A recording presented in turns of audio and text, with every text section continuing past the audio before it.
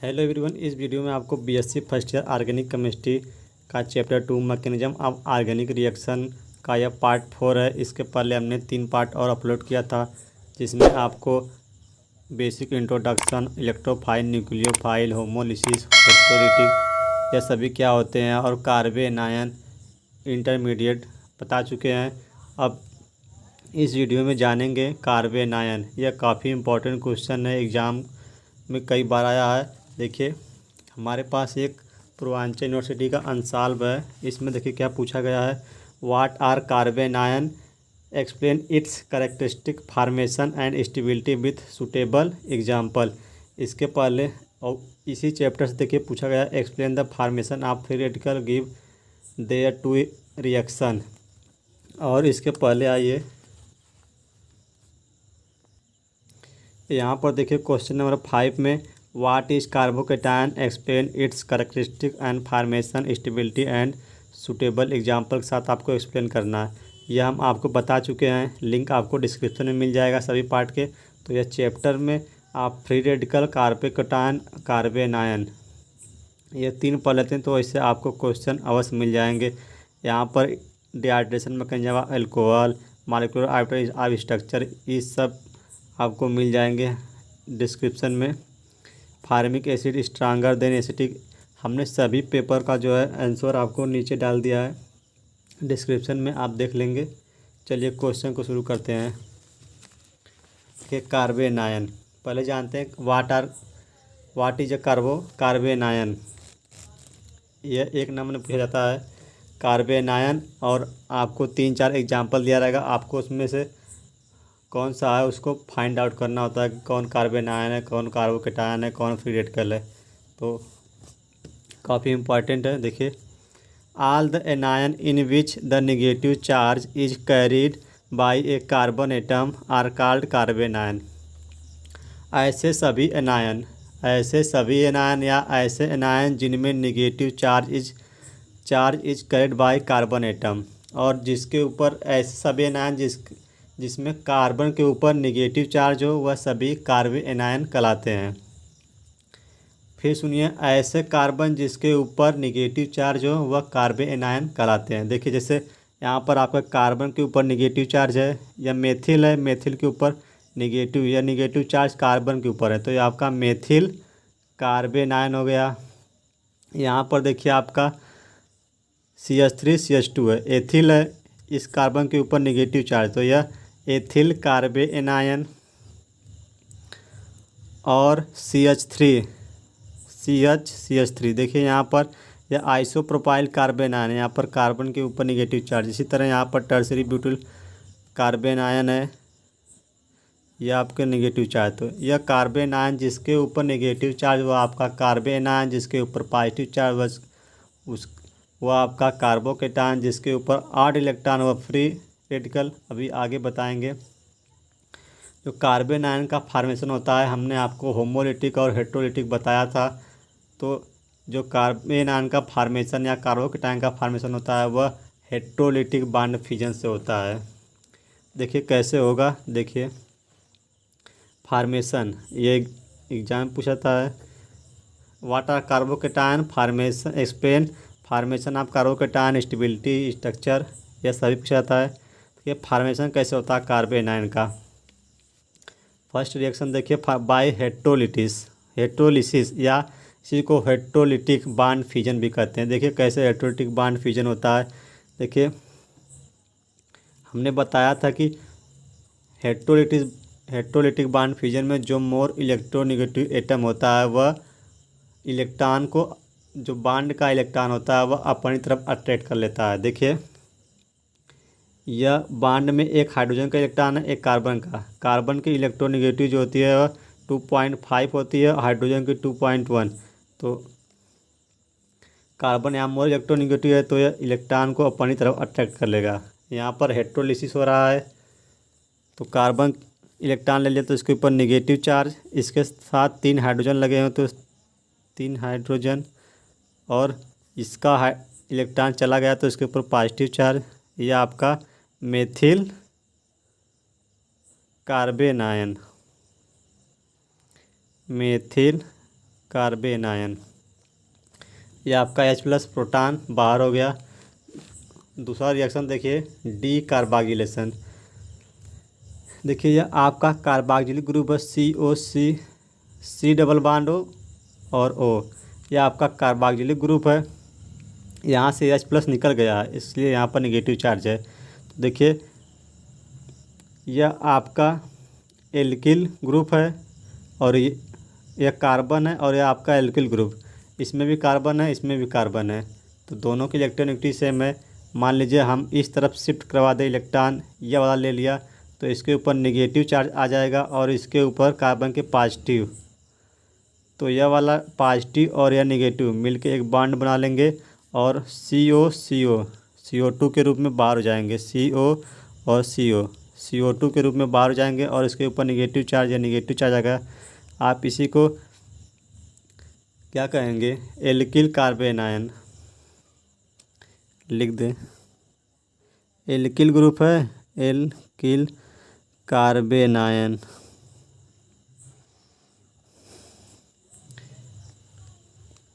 तीसरा रिएक्शन देखिए, addition of nucleophile to alkene.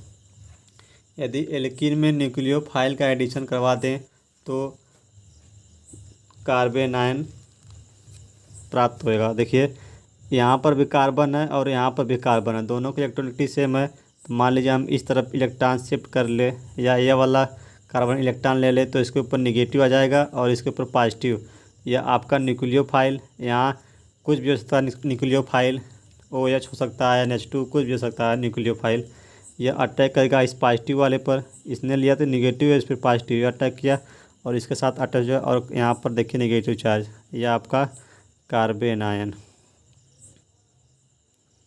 Carbene ion आपका इंटरमीडिएट होता है। यह हमने बताया था इंटरमीडिएट में आपको, जो है कार्बोकेटायन, कार्बेन आयन, फिर रेड कलर, सब इंटरमीडिएट होते हैं। अब इसके कैरेक्टरिस्टिक देखिए, इसके क्या क्या गुण होते हैं। पहला, the carbon atom carrying the negative charge and contain 8 electron in its valence shell. देखिए कार्बन के ऊपर यहाँ पर नेगेटिव चार्ज होता है और इसके वैलेंस शेल में 8 इलेक्ट्रॉन होते हैं। देखिए एग्जाम्पल देखिए, यहाँ पर यह कार्बन 3 हाइड्रोजन के साथ बॉन्ड बनाया हुआ है। इसमें एक एक कार्बन का एक एक हाइड्रोजन का, तो 2 2 4 6 इलेक्ट्रॉन हो गए और एक बॉन्ड इसके साथ बनाया था, तो दोनों इलेक्ट्रॉन ले लिए, तो इसके ऊपर नेगेटिव चार्ज आ गया। तो इस नेगेटिव चार्ज में 2 इलेक्ट्रॉन है, यानी 6 और 2 8, यानी इसके बैलेंस सेट में 8 इलेक्ट्रॉन होते हैं। दूसरा, the carbocation behave as nucleophile. देखिए यहाँ पर इनके ऊपर नेगेटिव चार्ज है, यानी इलेक्ट्रॉन डेंसिटी अधिक है, तो यह न्यूक्लियोफाइल की तरह बिहेव करते हैं।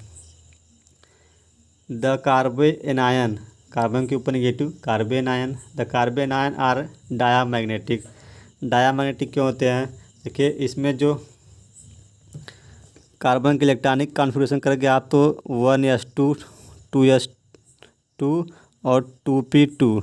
ये 2p में इसमें एक इलेक्ट्रॉन रहेगा, इसमें एक इसमें का एक जंप करके इसमें आ जाएगा, तो इसमें 3 हो जाएगा। यहाँ पर यह 3 के साथ तो बॉन्ड बनाया हुआ है,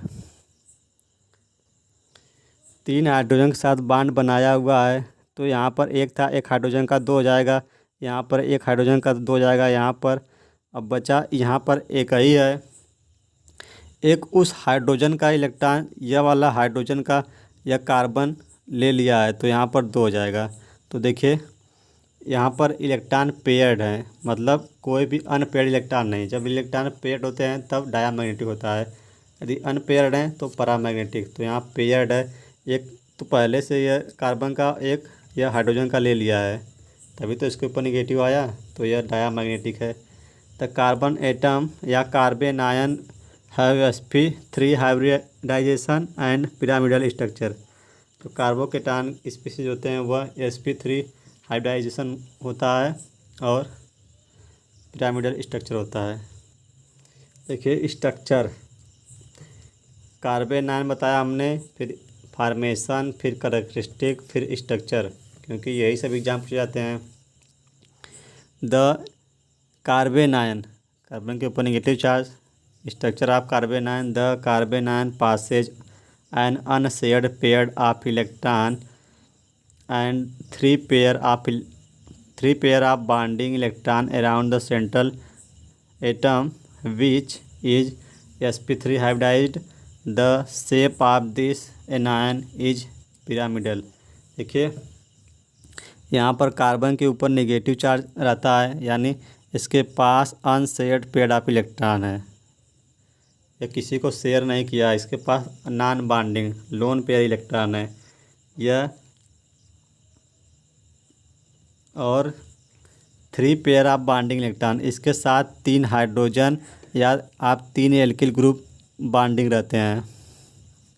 रहते कि नहीं। और देखिए हाइब्रिडाइजेशन हमने बताया था कि यदि कार्बन के ऊपर एक नेगेटिव चार्ज तो एक लोन पेयर के बराबर होता है। अब इसका जो है हाइब्रिडाइजेशन कैसे निकालेंगे, एक लोन पेयर है तो लोन पेयर 1, बॉन्ड पेयर कितने हैं 1 2 3, बॉन्ड पेयर 3 है तो 3 3 1 4, 4 होने पर हाइब्रिडाइजेशन sp3, या जो आपका होता है यह sp3 हाइब्रिडाइजेशन होता है।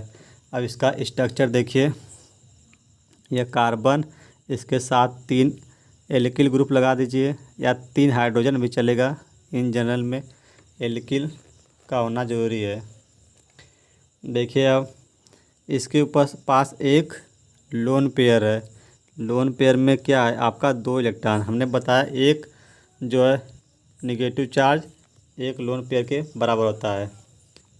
यहाँ पर नेगेटिव चार्ज यहाँ पर दिखाएंगे आप sp3 हाइब्रिडाइजेशन है यह, और इनके बीच देखिए स्ट्रक्चर जो है पिरामिडल होता है। sp3 हाइब्रिडाइजेशन होने का इनका जो बॉन्ड एंगल होगा कितना होगा 109 डिग्री 28 मिनट।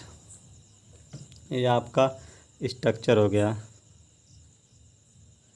आइए स्टेबिलिटी देखिए, स्टेबिलिटी देखिए यह आपका मेथिल कार्बन आयन है, यह हाइड्रोजन है आपका, यह मेथिल कार्बन आयन है, यह एथिल कार्बन आयन है, या टर्शियरी